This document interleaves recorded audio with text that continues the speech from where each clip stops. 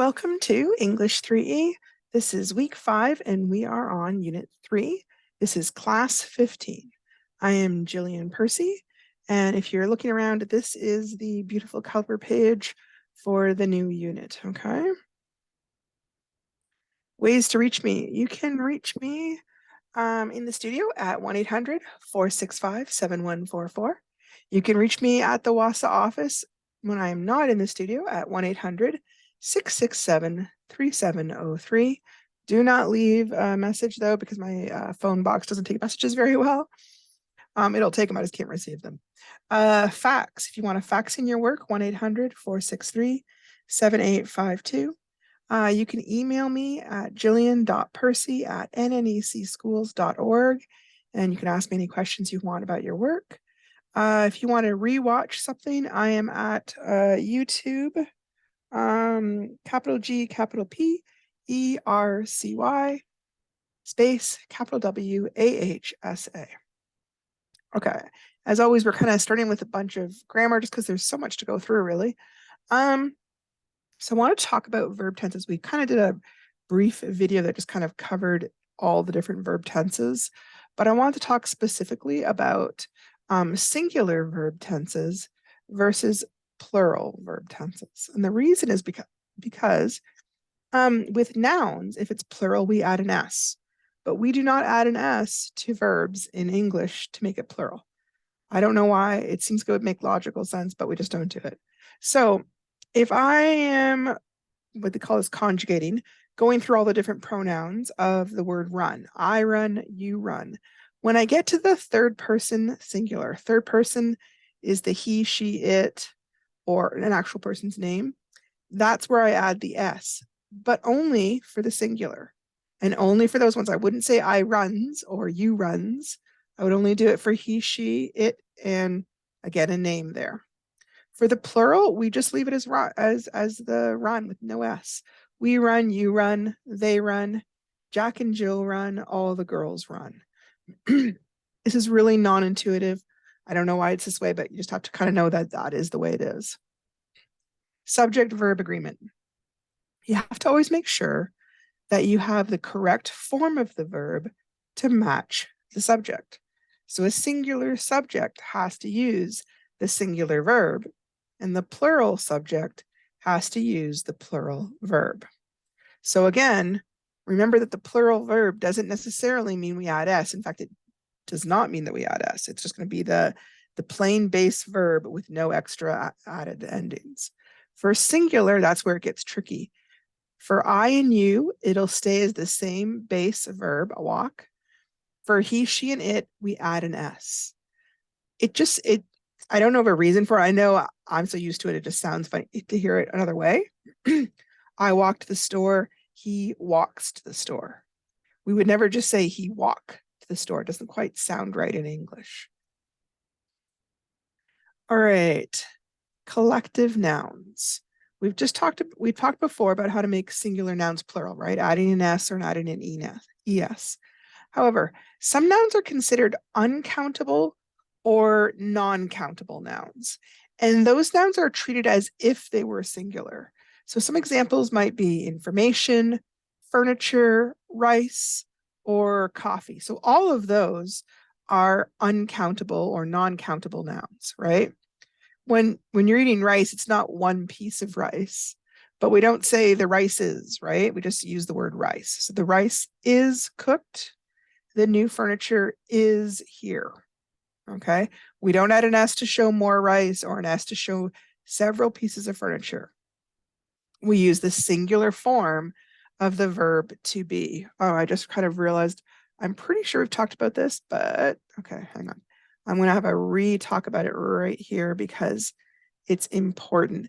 To be is one of those funny verbs that changes a lot. I don't know why it changes so much, but it does. So for be, we say I am, you are, he is, and that's she is, it is. And then for plural, we would do we are, they are, You can also have plural you are. Okay. So it's a funny one. We don't actually use the be part unless you're talking about like the future, like I will be there, or in the past, I have been there. I don't know why it changes and none of them have be. It doesn't make a lot of sense, but that's just how it is. Okay. So collective nouns are nouns that refer to a whole group of something.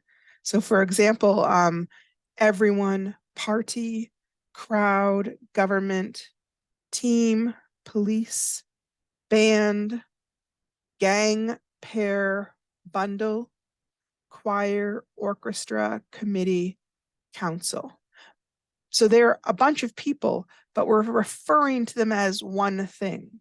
It's one crowd, it's one party, it's one police force, it's one team. Okay. So in all these cases, although the noun is referring to multiple things, we treat the word as a singular word because we're talking about it as a singular word. On rare occasions, you might be talking about it as a plural, really kind of unusual, but you might do it. And then you would treat it differently. But for most times, you treat it as a singular word. We don't add an S, and we continue using the singular verb form with it. Okay.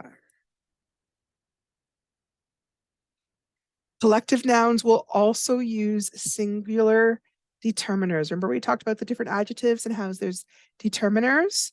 So these are the singular ones, a, an, this, that, every, each, and one. Plural determiners are many, some, few, several, a few, 4, 20, any number at all, these and those. So here's some examples. This team is going to win the game.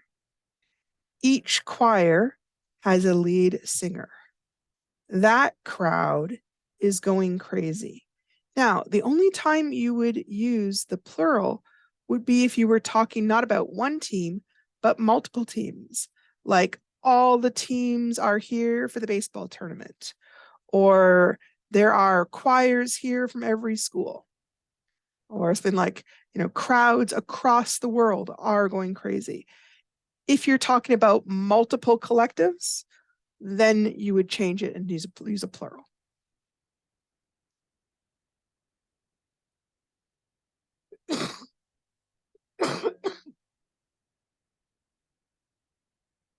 There are some unusual words for groups. We're going to look at that in a second.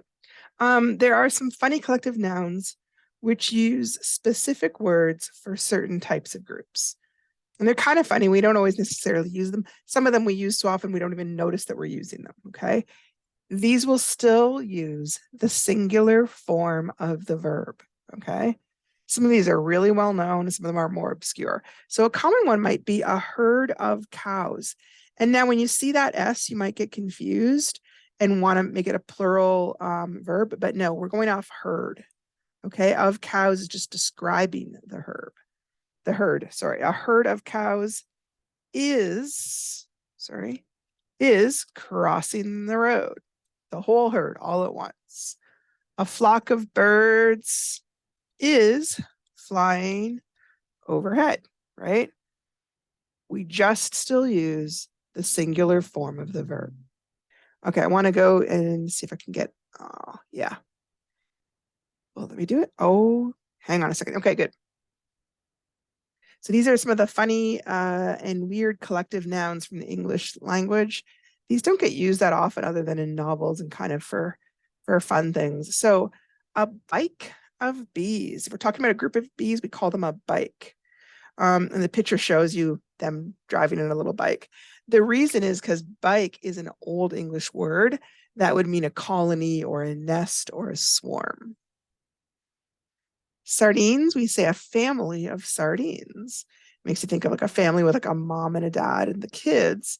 We don't know where it came from, but that's how we refer to a bunch of sardines. A glaring of cats. I love this. Look how angry those cats look. A definition of glaring is having a fixed look of hostility, fierceness, or anger, which accurately describes how my cat looks at me pretty much all the time. Yes. All right. A rumba of rattlesnakes. Rumba is a dance. So if you've ever seen two male rattlesnakes fighting in competition for dominance over a female, you'll understand why a rumba has been used as the collective noun. There's a lot of slow, deliberate weaving followed by quick, sharp movements that closely resemble the slow, quick, quick pattern of the American rumba. A mess of iguanas. To understand why a group is called a mess, you just need to look. In the wild, iguanas lie intertwined in large groups, and it can be difficult to see where one iguana ends and another begins. The reason for this is that iguanas are cold-blooded, so they regulate their body temperature by basking in the sun. And then we have an army of caterpillars. Don't they look scary? The collective noun likely describes the behaviors exhibited by caterpillars when they travel in large groups. What's great about these armies of caterpillars is that they're incredibly well organized. They participate in cooperative foraging for food, group defense against predators, shelter building, and thermoregulation. A nest of rumors. This is the only collective noun on the list that's not related to animals. We love this one because it evokes the image of a hidey hole where all the scandalous information is being amassed, undoubtedly for later use. Now, I just want to point out there are plenty of collective nouns that don't relate to animals. Just a lot of the funny ones relate to animals for some reason. A gang of elks. Look at that scary gang. They're carrying guns and sporting bandanas. They may have been labeled as gangs because elk bulls do something called bugling, a loud screaming which can be heard for miles and miles. And here we have a huddle of walruses. A group of walruses can be called a herd or a pod, but we like huddle best. Walruses are most often found sunbathing on land or sea ice with hundreds of their companions. Walruses are very sociable creatures, and they even amass in their thousands during mating season. What's also interesting is that these huddles are often segregated by gender. The males will have their own huddles, and the females will have their own huddles. And here we have a bed of clams. A group of clams is known collectively as a bed of clams. I would say, by the way, normally only when they're in the sand in the ocean. If I was serving somebody a bunch of clams for dinner, I wouldn't call it a bed of clams. So it's very specific. It does make you think of a lot of clams sleeping cozily side by side. You can also use a bed to describe a group of snakes, a bed of oysters, or a bed of flowers. A shiver of sharks. One of our favorite collective nouns on the list is the name for a group of sharks. A shiver. We think it could be suggestive of what happens to a person who stumbles across a group of sharks while out swimming. Or it could relate to the fact that most sharks are cold-blooded. A crash of rhinoceroses. That's an awkward phrase. Anyways, one of the best and most well-known of all collective nouns is a crash of rhinoceroses. Rhinos gather on the African grassy plains in groups of up to 12. However, the collective noun was most likely inspired by the rhino's tendency to charge at anything unfamiliar.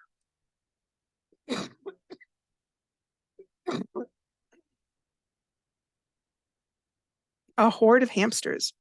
What makes this collective noun so hilarious is that it conjures up images of an army or tribe of primitive warriors. We'd be far more likely to relate a horde of something with a group of zombies. That's what I was immediately thinking of, as a horde of zombies or goblins or orcs, not a group of small fluffy rodents. I think of a horde because there's so many of them usually, right? You never just have one hamster. They give birth really frequently. You have a whole bunch of hamsters. A kindle of kittens. The collective noun for a group of kittens is known as a kindle. It relates to the verb to kindle, which means to give birth to young. But we thought it would be fun anyways to visualize a group of kittens climbing out of an e-reader. Ooh, and then there's collective nouns for all the different animals they could find. I'm not going to read these all, although my favorite, there's one that's for ravens, I think, that is like a murder of ravens. Some of these are just kind of common, like a herd of bison. An obstinacy of buffalo. Well, obstinate is like stubborn, so that one kind of makes sense. A caravan of camels. I have no idea what a cassowary is, but there's a dash of them. And look at all these different ones for cats. A cluster of cats, a clutter of cats, a glaring of cats, a pounce of cats. It's funny that they don't have a litter of cats, which is what I would see. Oh, there we go. A litter of kittens. Okay. A yoke of cattle, a team of cattle. Ah. All right. I don't want to go through all of them because that will take us forever. But there are a whole bunch of these. These are sometimes confusing because you see the S at the end and it makes you kind of want to use the plural verb. But remember that this part, the of whatever the animal is describing the flock, and the flock is singular. So we use a singular noun. Oh, let's see if we have that. Oh, hang on. This is kind of cute. Oh. We speak student. All right. Why did it? Once everything's perfectly organized, I'll start working on my thesis. Grammarly will ensure you feel confident nailing your final thesis by supporting your writing journey. Which will be much less interesting if it has no sound. I apologize. Hang on, let me just try one more way, just because it was a really cute little video on collective nouns. Just kind of a funny concept. Let's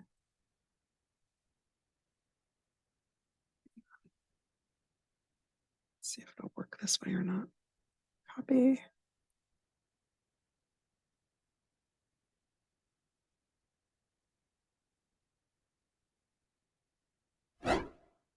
We speak student. Nope, it won't let me. Collective nouns. Well, I apologize. I'm not sure I did wrong there, but I must have done something. All right, I will check that out later. Okay, rough outline of the next 2 weeks. Please be aware that this is just a rough estimate of what we will cover for Unit 3. Sometimes it takes longer to cover things than I think it will, and other times it takes us a lot less time to cover items than I imagine, but it will all work out in the end. So here, I'm just going to go over the entire thing. So today we're going to be working on Shemaiah, which is a song, and talking about how to reflect and examine individual values. And then there's 3 assignments, which is worth about 43 marks. There's a fair bit there. Tomorrow's class will be on the reading called Along the Ocean. There's 4 assignments that go along with that. Wednesday's class is one called Borderline Gene's Ad Passes Scrutiny. Here it's a news article, and there's 3 assignments that go with it. Class 18, we talk about how to identify bias, and there's 12, not narcs, 12 marks there. Ha ha ha. 12 narcs. That'd be very funny. Let me see here. And then the week after, we've got Don't Give Up on the Media and 3 assignments. And then we've got the culminating activity, which are kind of spread over 2 days. Part 1 on the Tuesday. Oh, sorry, we have Monday off. So this is Tuesday, this is Wednesday, and this one is on the Thursday because next week is Thanksgiving. Okay, so we're going to work on the top assignments right now. So in the textbook called Making It Work is the article on how to reflect on and examine individual values. And that's on page 24 and 25. So the themes and conflicts in literature and media often echo the struggles in our own life. There's a reason why we cheer on the good guys and hate the bad guys, even when we know it is all imaginary. The people may be imaginary, but the types of problems and choices and bad luck may be all too similar to the things we face.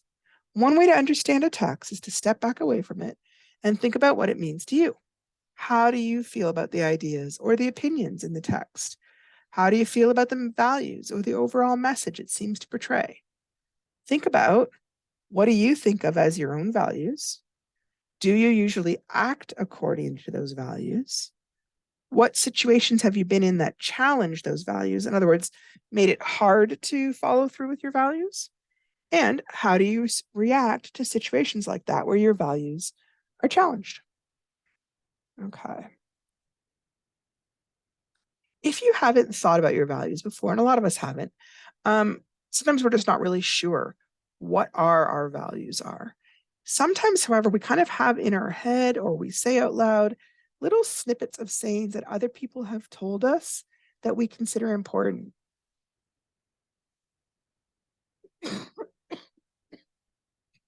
Might be elders, therapists, teachers, spiritual leaders, or things from spiritual writings. What do you find yourself saying or thinking about during tough decisions? And I find a lot of people have these, and often it's showing what their values are when they don't even realize it. So, for example, maybe you find yourself saying, oh, the most important thing is to be kind. Okay, well, then that's a value you place above everything else. Schumas says a real man always takes care of his family.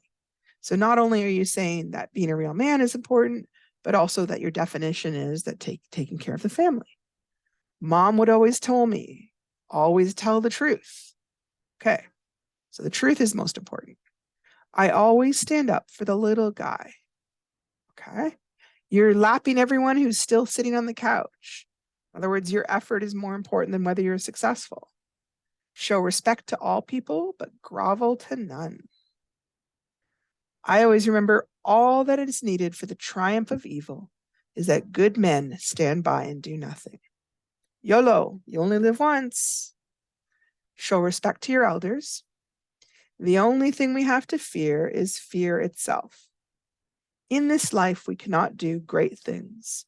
We can only do little things with great love. You miss 100% of the shots you don't take. Now, most of us don't have just one thing we value. Often there's 4 or 5, maybe 10 things that are pretty important to us, but there's usually 2 or 3 right at the top that are kind of like our main values, and that everything kind of falls to that one. So here's kind of a list of some other popular values: acceptance, adventure, assertiveness, authenticity, beauty, caring, compassion, connection, contribution, comfort, cooperation and courage, creativity, curiosity, discipline.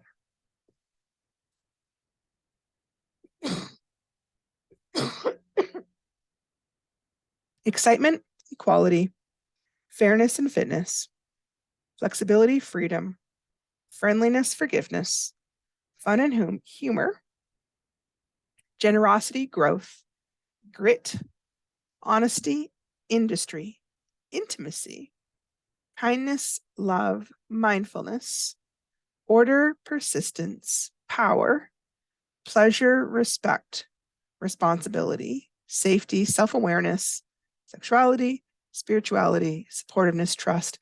And there's lots more. I've seen lists of easily up to like 400 values. Okay. This is just one list. You might feel like some of those things don't show anything. Like maybe heritage is an important value to you, and that's not on here, right?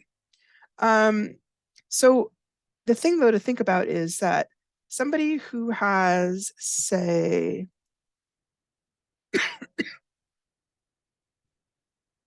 let's say they have adventure. Let me think here. Courage. And fitness as their top 3 values. So I picture somebody like that being maybe somebody who climbs mountains, or maybe a police officer or a firefighter, which might be a very different person than somebody who has the high values. Their highest values are, let me think here, freedom, fun, let me think here what else might work. Flexibility.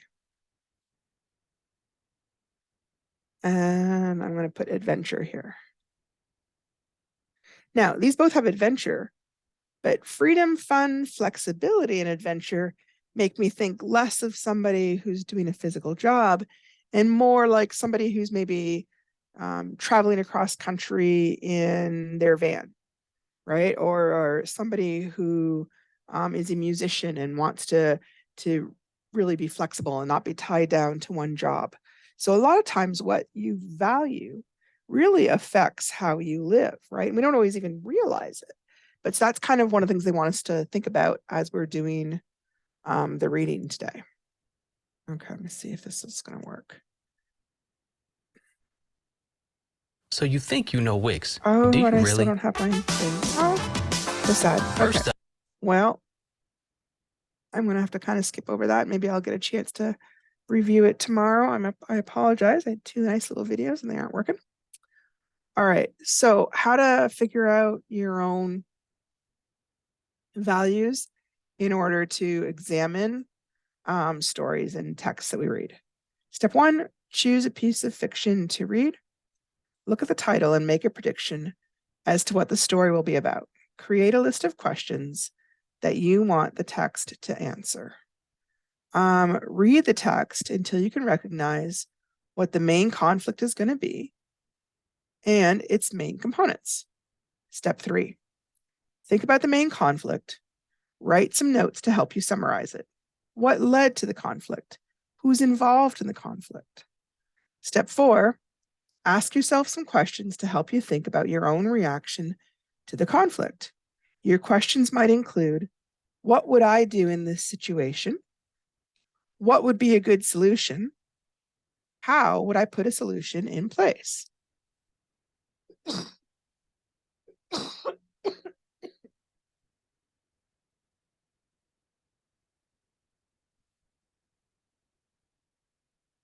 Step 5, finish reading the story. Think back on it and describe how the problem was solved. Would you have handled it the same way? Explain why or why not. In step 6, reflect on the values of the main character. How did his or her values influence the outcome of the conflict? Reflect on your own values. How would your values affect the outcome of the story? Explain how your values are similar to or different from the main character. And something that comes to mind is, you know, the character Loki from the Marvel movies, right? And he's always mischievous, right? That's a main value for him. He loves kind of stirring up trouble. So even when he knows what the right thing to do is, and it would help everybody, and he could do it really easily, sometimes he just doesn't because he loves to stir up trouble, because that's a main value for him, right? Whereas somebody like Spider-Man, who's kind of earnest and sweet and wants to please people and always wants to do the right thing, he would approach the same situation very differently because he values different things. That's kind of what we're talking about. Conflict example. Now, I don't think this is going to be a conflict for most of us, but it was in the book, so I'm putting it here. It says, your grandmother has had a stroke and is coming to live with your family. Your parents are asking you to give up your bedroom and share a bedroom with your sister so your grandmother can have your bedroom. But you don't get along with your sister. How do you decide what to do? What values guide your decision, right? I think a lot of us would choose to share the bedroom with our sister and just make do because we would value family, we would value love, we might value respect for our elders or taking care of those who are sick. So we would, for some of us, that isn't really a conflict, I don't think. Here is a different typical ethical dilemma. This is I think a little more of a real dilemma where you might feel kind of pulled in two different ways. So this is an imaginary scenario, okay? And it involves choosing between 2 or 3 possible competing values. And as you're trying to figure out what your action should be, keep thinking about whether that action reflects on your values or how it reflects on your values and whether your actions are matching the values that you feel you believe. So telling a secret, your friend tells you that they have committed a crime. They explain that they're having trouble sleeping at night and they feel that you are the only one they can trust with their confession. A few days later, you read in the paper that someone has been arrested for your friend's crime. And let's think that it's a serious crime. Like if this person gets convicted, they're going to be in jail for a long time. Do you go to the police and tell them what you know? Encourage your friend to confess and warn him if he doesn't do so, you will tell? Or do you say nothing because you refuse to betray a friend's confidence? If you go to the police and tell them what you know, you're basically valuing truth over friendship, which is okay. Might not be okay to your friend, but it's totally okay. When you encourage your friend to confess and warn him that if he doesn't do so, you're trying to put truthfulness and friendship kind of in the same area. But you are still slightly valuing truth, but you're giving them a chance to make their own decision. When you say you'll say nothing because you won't betray a friend's confidence, is it really their confidence, or is it that you don't want to betray their secret and have them go to jail? But you're okay with someone else going to jail even though they didn't do it. Okay, well, then you're valuing friendship over honesty, truthfulness, and basically over other people's security and safety. Okay, so there are real different values there that you're pulling you in different directions with different actions. Now, there are a few there that they aren't mentioning. For example, maybe you give an anonymous tip or something. So you haven't betrayed your friend's confidence per se, and maybe you don't necessarily point them in your friend's direction, but maybe you have some information.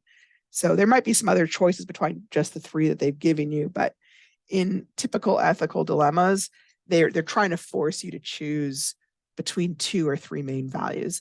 The really common one they always talk about is like, you have your mom's going to die and she can't get the medicine and you can't afford the medicine. This only works if you live in a place where you can't afford the medicine. So is it right to steal the medicine to save your mom's life, right? And some people would say, yes, of course, because life is more important than stealing. And some people would say no, because you don't want to break the laws. Or the point is just thinking about what's important, basically, and making choices and how those values affect your choices. Oh, okay. Susan Aglukark, which now we can't hear. I'm so sad. Okay, so she is a really famous Inuit songwriter and singer. And in the book, Shemaya is based on a song of hers. Okay, so I really, really encourage you to go to YouTube and listen to that song of hers. It's beautiful. You're going to want to have heard it. It does make a difference when you read it, having heard the song first, right?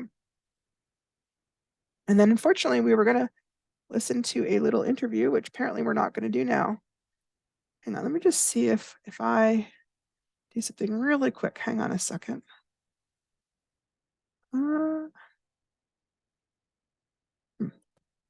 Okay, it says I'm sharing sound, but why will it not share sound there? Ooh, wait, maybe it does. Hang on, let me see if I can pull up the, okay, great. Let's hope this will work. All right. Not everything in life is built to last. Sorry for the commercials, hang on. We build reliable.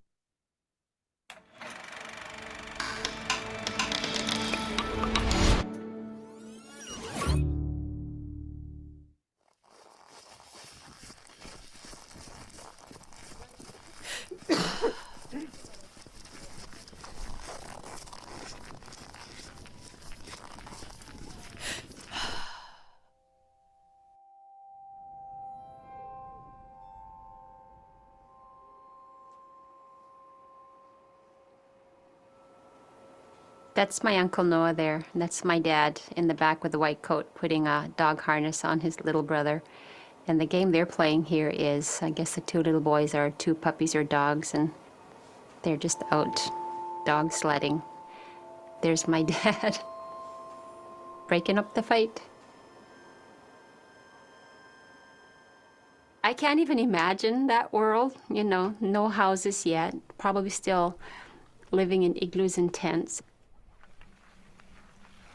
My dad, he tells the story of coming across a guitar. I think it had 2 or 3 strings. And he took it home and said, I'm going to play a couple of Elvis Presley songs out in the middle of the tundra. Music has been in our life, all of our lives, right from my oldest sister down to the twins, our youngest siblings. I wouldn't know how to ask my parents about the old traditional ways because I didn't know to ask. I didn't know how to figure myself out. On the stage, I had no clue who I was. I was singing OCM in cowboy boots. And we're finally making those connections. Inuit were a highly organized social group, and we were basically being told, the way that you've lived for the last 10,000 years, it's nothing. Forget it. It's not going to happen anymore. So I can't help but be happy from a new place of being happy, if there's such a thing, that I'm learning to throat sing. Kathleen Ivadlortuk, Merritt, and mine, our paths crossed about a year ago, less than a year ago, and her experience, her personal experience is very different from mine. And so when she's teaching me how to throat sing, it's really just sharing, you know, breaths. Now try to make your throat vibrate. Our next generation of young people are clearly not confused about who they are as an Inuk in the New World. Sit right in the back. Okay. Namapi. Okay.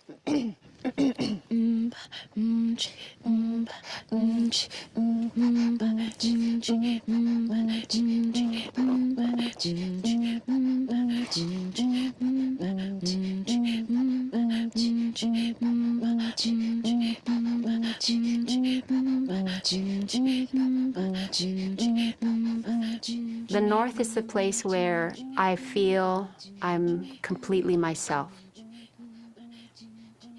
We are not who we are without our land, without our language, without our people. That word home is not even strong enough. That's your heart.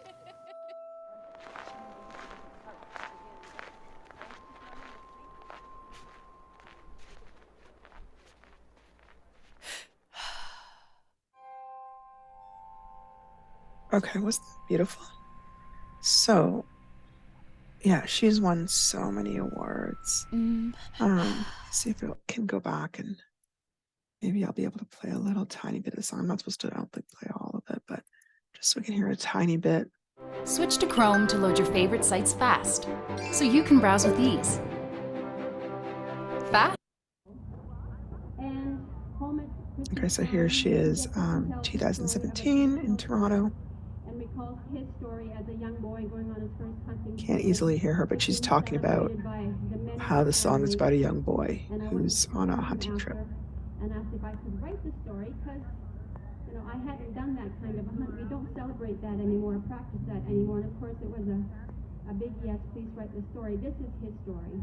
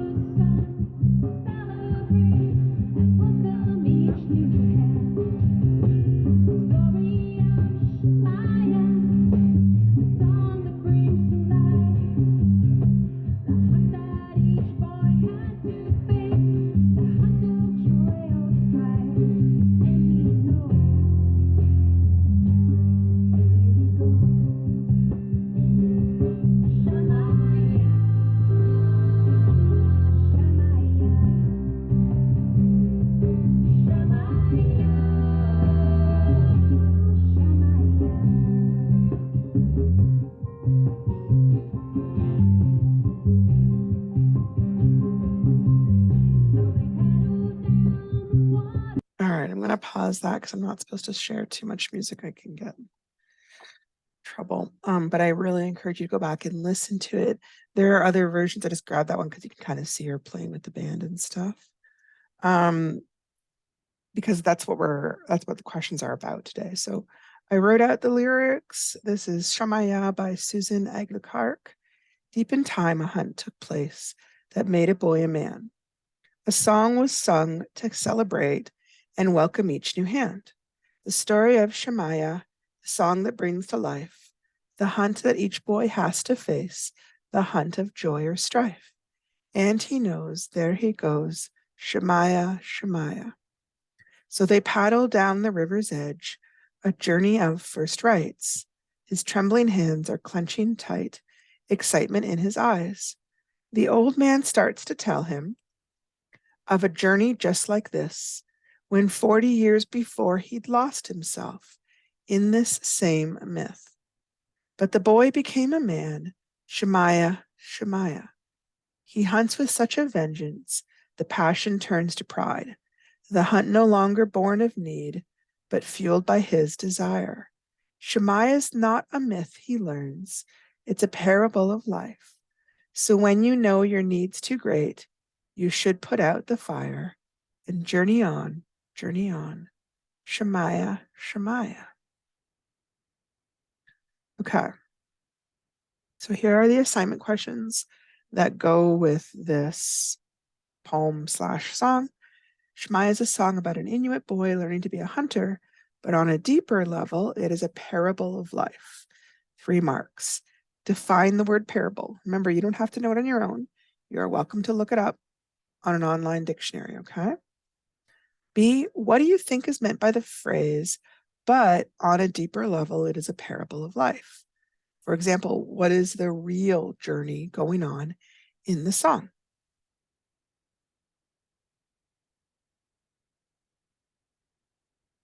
All right, number 2 is kind of a little bit bigger.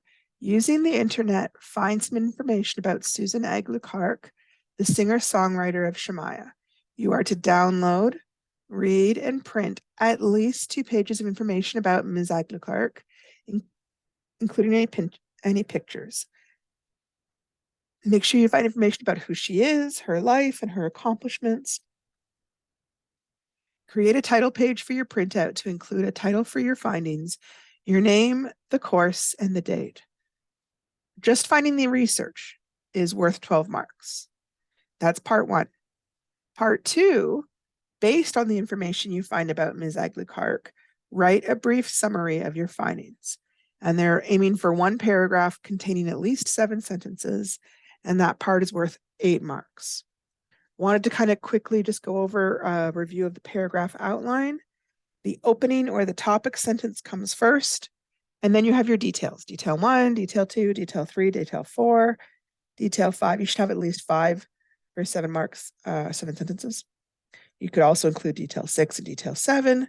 And then you have a conclusion sentence, which will be a restatement or a summary of the opening sentence of the paragraph, okay? It's kind of wraps everything up. How to choose what to put into the paragraph. Be sure to include some of the most important facts about Susan. So some possible facts to include: where's her birthplace? What's her language and heritage? What is she famous for? When did she first begin her career? What are some of the high points of her career? How has she influenced others? What awards or achievements has she been given? Does she have any famous words or quotations? What values does she cherish or demonstrate through her words and her actions? Okay. Let me just take that off here real quick because we are going to go ahead and do it. I said sometimes you never know how much time you're going to take. Okay. This is question number 3. Compare a traditional hunt by Inuit people, which is what Suzanne Aglu-Clark is, with that experienced by yourself, a member of your family, relatives, or other people in your community. In your response, include information on the following: what kind of animals are hunted? How is respect shown for animals hunted? What is the use of the animals that are hunted? How does it relate to family or community sharing? How does hunting relate to celebrations? You're going to need to submit at least 3 paragraphs or about 3/4 to 1 page handwritten. However, for this one, you don't have to submit the rough and the final. Just submit me the final, that's fine. You may need to use an encyclopedia or the internet or whatever available resources are out there to try and complete this assignment. Now, here is a possible brainstorming or fact recording table, okay? As you're looking for things, you can kind of think about, how does your community handle this, first of all? And then how does an Inuit community? And there are lots of Inuit communities, so it's not necessarily the case that every Inuit community is going to handle it exactly the same way. So you may want to mention specifically which one you're looking at. You're going to want to be fairly detailed because you're going to have to write a page on this. So don't just write one sentence in here, right? You wouldn't just write like with guns. You'd go into some details, right? Mine looks kind of small. This could be, 2 pages, who knows? I'm just kind of trying to give you an idea of how you could set up your fact finding sheet, I guess. Okay. Remember that each item is going to need several details. You might want to include a detail and then an example. Remember, you want to explain it well enough that someone who's never seen hunting or visited your community, and they would still be able to picture it in your mind. Okay, so I'm going to give an example. What animals are hunted? Now, it kind of depends on what time of year, right? So I'm thinking about where I worked for a long time, Cat Lake. So one kind of thing that was hunted would be moose was hunted. Geese or ducks were hunted. Rabbits were kind of more snared than hunted. So I don't know if that would count necessarily. Sometimes caribou. I'm not sure if any other animals were really hunted properly. If you wanted to talk just kind of in general, you could also talk about what animals are trapped or what animals get snared. Like, for example, partridge is there. I don't know if we would call that hunting. Usually they're hunted using a slingshot, right? So you would add as many details as you would think you want to add there. And then later on, you would turn that into a paragraph. And it might be kind of a back and forth paragraph. Like, in my community, we would hunt moose during the fall and the wintertime. We'd be more likely to hunt geese and ducks in the spring. Occasionally, we might see a caribou. However, in an Inuit community, what they would often hunt is blah, blah, blah. You might want to talk about, I'm not sure what Inuit use to hunt, right? Is there specific types of guns? Is there spears? Is there arrows? Is it snares or is it slingshots or whatever it is? That might be part of talking about what's getting hunted, okay? So you got to write a fair bit on this, and I'm looking forward to seeing them. I'm just going to kind of quickly go back. Oh, okay. Talking about a detail and then an example, I'm going to give you a quick slide just to kind of show what I mean, okay? So let's say I was talking about, here. So in my community, we would hunt moose in the fall. We look for bull, or, you tell me whatever details, right? What time of the day do you hunt? What are some tools that you bring with you to the hunt, like those moose collars? What are the guys doing? What are the women doing? What are the teenagers doing? When you're preparing the moose, how do you prepare it? What do you do? Right? If there's an official, like a hunting celebration, that comes up a little bit later, but you could talk about that as well, right? So we hunt moose in the fall. Now, talk about the example. For example, my whole family would fly out to our trap line for a week to go hunting. The uncles and older teenagers would go hunting. Now, I lived in Cat Lake. I'm not from Cat Lake. I'm just wanting to make that clear. I'm just kind of writing this as if I were, just to kind of give you an idea of how it would sound, okay? Then you might talk about, what are the younger people doing? What are the moms and aunties doing? Are they going hunting too? In some families, yeah, they absolutely would. In some families, they might not. They might stay back and do the fire. Are some people going fishing at the same time? What all is happening?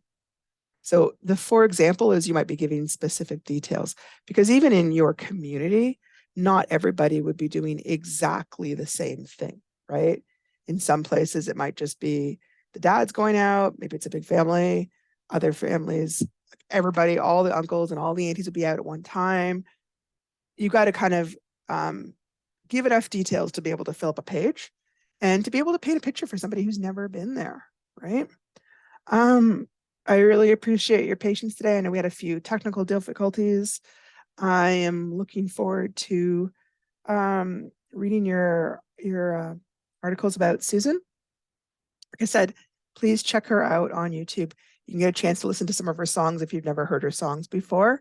And tomorrow we will meet up and talk about all the assignments we've got coming up. I hope you have a good night and good luck with the work.